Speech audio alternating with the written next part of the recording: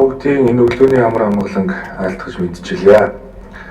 Та бүхэндээ Монгол улсад орчин цагийн улс төрийн уг хүчин Монгол Ардын нам үүсгэн байгуулагдсны түүхт 105 жилийн ой эх орончдын өдрийн баярын мэндийг өргөн дэвшүүлье. Монгол Ардын намын үүсгэн байгуулагдсны түүх 105 жилийн ой бол Монгол улсад улс төрийн нам үүсгэн байгуулагдсны 105 жилийн ой юм.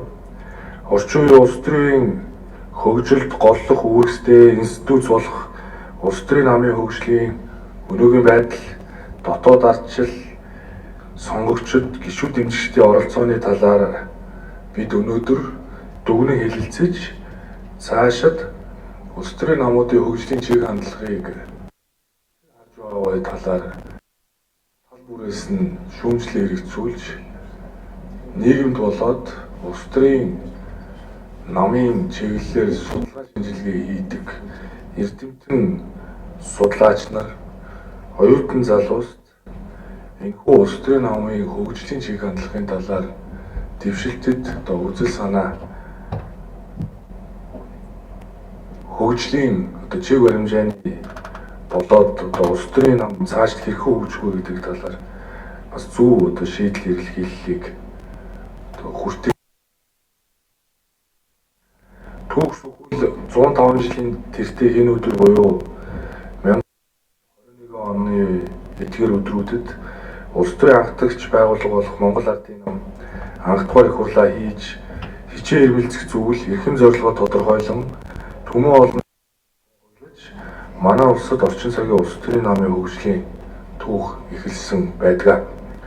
Монгол Ардын нам анх байгуулагдтал зорилгоо тодорхойлсон байдаг. Үйл ажиллагаа зохион байгуулалтын хувьд үндэсний ардчилсан үзэл баримтлал суурилсан зарчмыг Монголын ард олны эрх мэдлийг эрхэмлэх, Монголын төрийг босгох хэмээс энэхүү хоёр зүйл хэргийг бүрэн бүтэн гүйцэтгэхэд манай цаг үеийг үзэж намын бат журмаар үлдэн хэмээн зарчмаа томьёолсныг та бүхэнд хэлэхэд энэ цаг үеийн томьёолол бол яг өнөөгийн цаг үедээ үзэл баримтлалын хувьд бол бас их уялдаж байгаамаа гэдгийг хэлхийг хүсэж байна. 1921 оны 3 дугаар сарын 30-ны өдөр баталсан Монгол Ардын намын төр дүрмд Ардын намыг байгуулахад ардын мэдлийг үндэс болгож энэ мэдлийг төв газар агуулгахыг гол болгох суугаа гэж.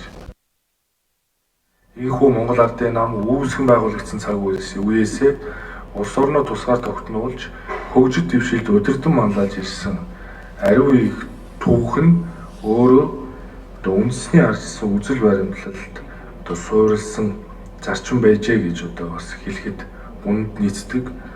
1990 оны цагаан морин жилийн ардчилсан өөрчлөлт нийгмийн бүх салбарыг шинтгэх үйл явцыг эхлүүлж улс төрийн амьдралын хүрээ илүү хурдтайгаар өөрчлөгдөж хувирсныг та бид мэднэ. 1992 оны ардчилсан шинэ үндсэн хуулиар олон намын систем бодиттой орших суурийг тавьсан нь Ардын намын анхны хөтөлбөр буюу эрмэлзэх 10 зүйлийн нэг заасан өөр сурталын нам гарч болохыг хүлээн зөвшөөрнө гэсэн хүсэл эрмэлзэл биелэл болж эрх зүйн баталгаатай болсон түүх үйл явдал байлаа. Идүүгээ манай улсад парламент суудал бүхий улс төрийн 5 нам эвсэл парламентд суудалгүй 33 нам үйл ажиллагаагаа хийж байна.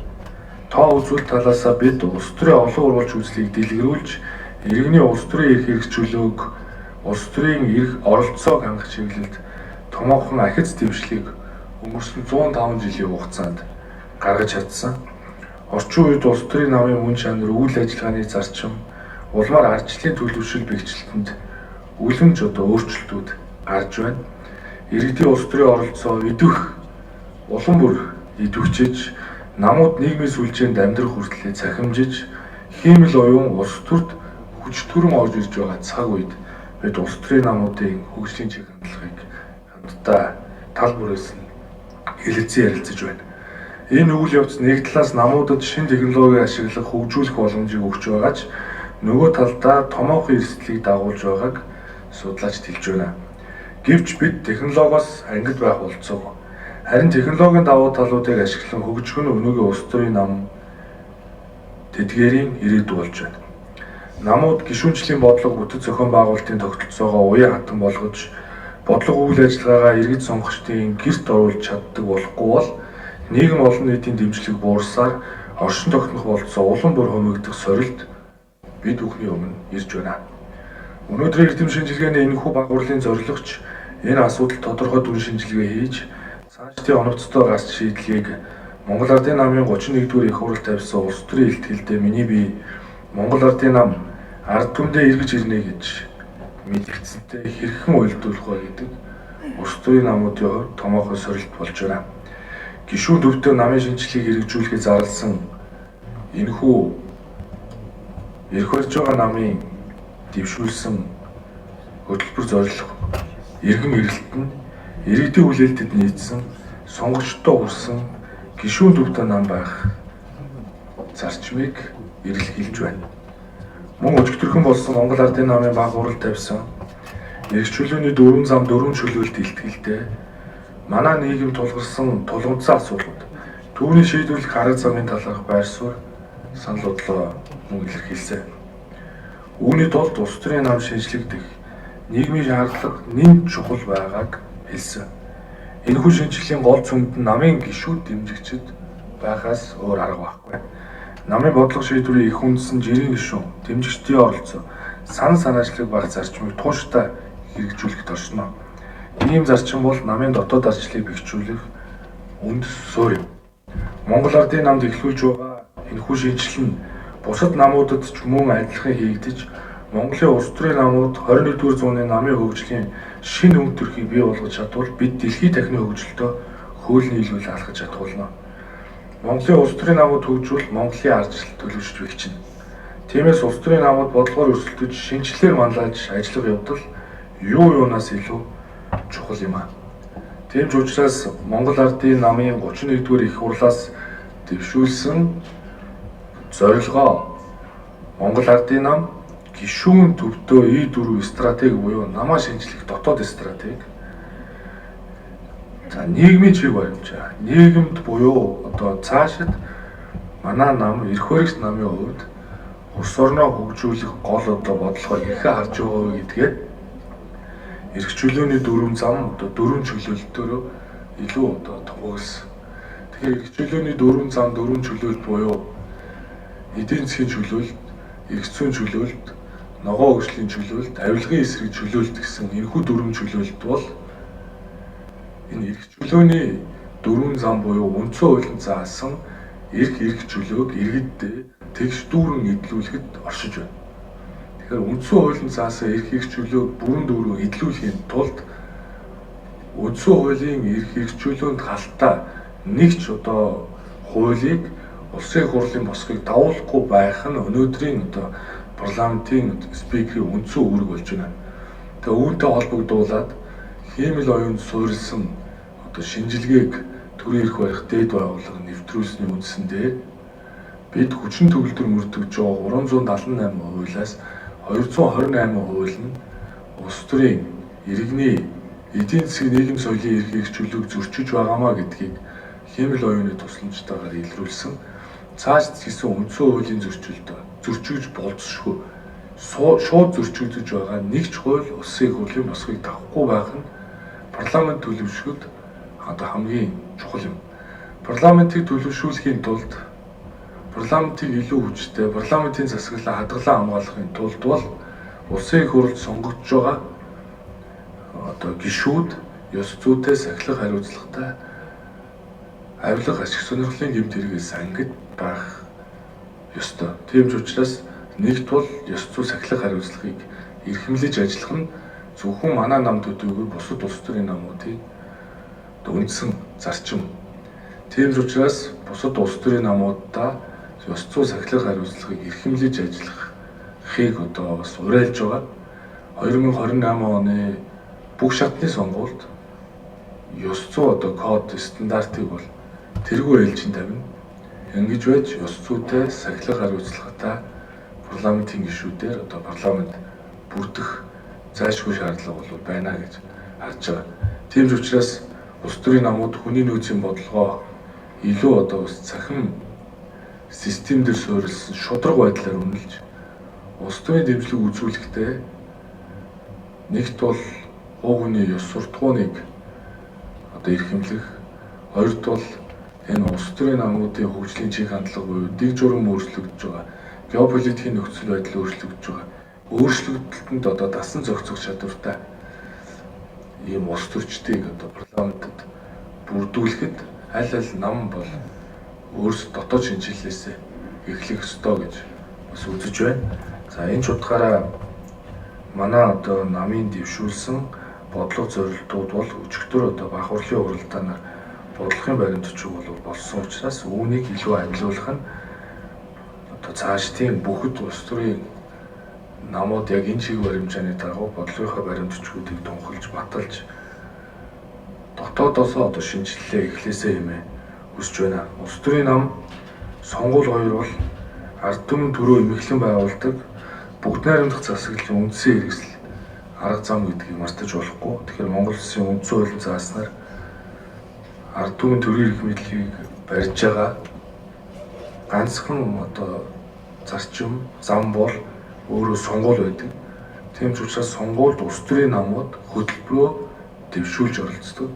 Тэр хөтөлбөртөө үнэлгээд өгүүлэлт хийх, биелдийг нь хянаж ажиллах, эргээд одоо дараагийн сонгуульд очихдоо улс төрийн намууд энэ дэвшүүлсэн өөрийн хөтөлбөрийнхөө хэрэгжилтээр үнэлгээгээ авдаг бол байх нь хамгийн чухал.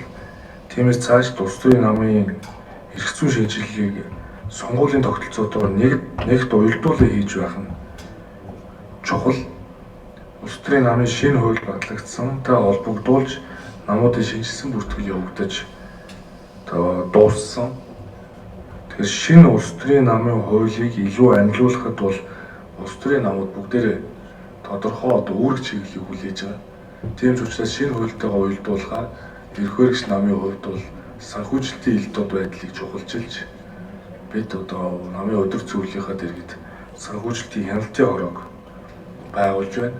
Ингээд санхүүжилтийн элдол нээлттэй гишүүдтэй чиглэсэн гишүүдийнхээ оролцоог хангасан одоо шинжилгээ хийх нь одоо шинэ хуультайгаа уялдуулах бас хамгийн ихний зөв арга зам юм а гэж үзэж одоо шинжилгээ хуультай уялдуулж байна.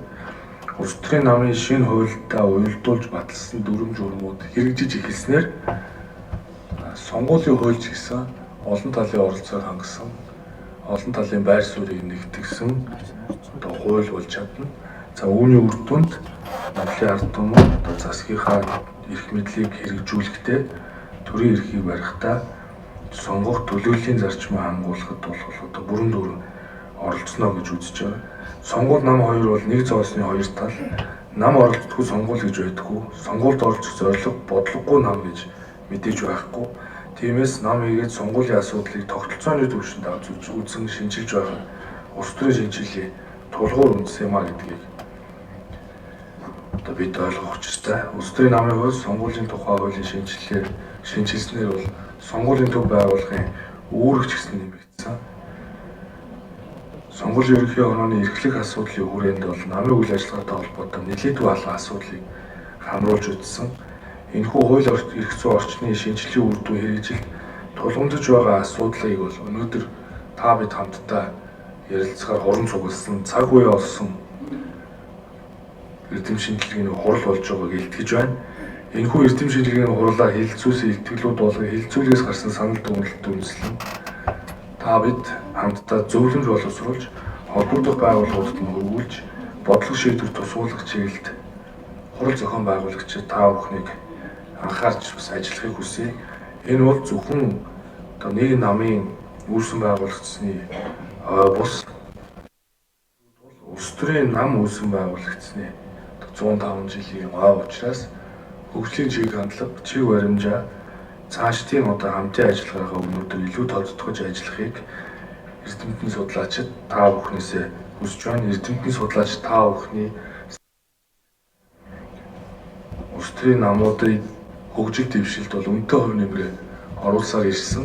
Цаашдаа ч гэсэн улс төрийн нам дэргэдэх судалгааны байгууллага, бодлогын одоо байгууллагууд удирдах зөвлөл бусад шатны төлөөллийн төв байгууллагаараа дамжуулаад судлаачид эрдэмтдийнхаа одоо санал шүүмжүүдийг сонсдог. Тэдний одоо зөвлөмжөд үндэслэн шийдвэр гаргадаг байх нь намуудын хөгжил төлөвшөлт хувь нэмрээ оруулж өндөр их байр суурьтай юм а. Тийм ч учраас өнөөдрийн хуралд оролцож байгаа эрдэмтэн судлаач та бүхэн намуудын хөгжил дэвшилд оруулах санал шүүмж анхаарах асуудлуудыгаа зөвлөмж хэлбэрээр парламент суудалтад 5 нам эвсэл бусад одоо улс төрийн нам эвслүүдэд хүргүүлж хамтарч ажиллахыг уриалж байна. Эрдэм шинжилгээний хуралд амжилт хүсье.